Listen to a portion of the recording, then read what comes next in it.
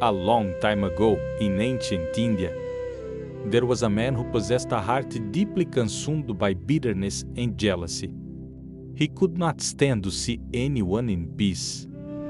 When he heard rumors about the Buddha spiritual teacher whose calmness and wisdom were praised by thousands, the man felt an unexplainable rage. He decided that he would shatter that perfect peace. He vowed to humiliate the Buddha publicly in front of everyone.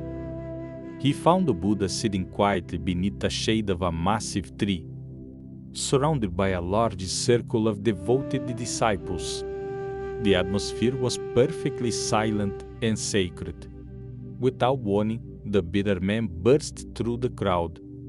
He marched directly toward the Buddha. His face twisted in anger and began to scream. He unleashed a torrent of the vilest insults, mocking the Buddha's teachings, cursing his family and calling him a fraud. The man bellowed at the top of his lungs, his voice echoing through the clearing. The disciples grew tense, their hands clenched into fists.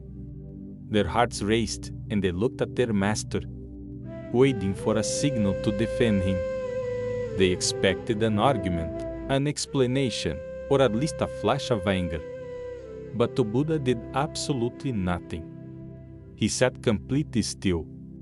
His breathing remained slow and steady. His eyes remained soft and compassionate, gazing gently at the furious man. He absorbed the screaming waves of hatred as if they were nothing more than a gentle breeze.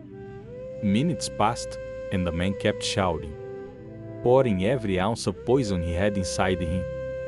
Yet, the Buddha's immovable silence acted like a mirror, reflecting the man's ugliness back at himself. Slowly, the man ran out of breath. His voice cracked. His throat grew dry.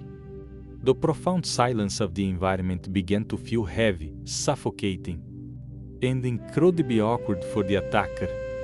Confused, exhausted, and deeply unsettled by the lack of resistance, the man took a step back. He demanded, "Why do you not speak? Why do you not defend yourself? Have you nothing to say to my words?" The Buddha remained silent for a brief moment, letting the weight of the question hang in the air. Finally, he smiled gently and spoke in a voice as calm as still water. "Tell me, my friend, if you buy a beautiful gift for someone, and that person decides to refuse the gift, to whom does the gift belong?"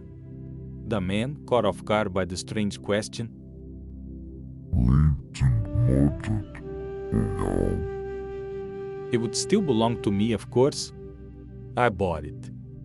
The Buddha nodded slowly and replied, "Exactly. The very same applies to your anger, your hatred, and your insults. If I do not accept them, they still belong entirely to you.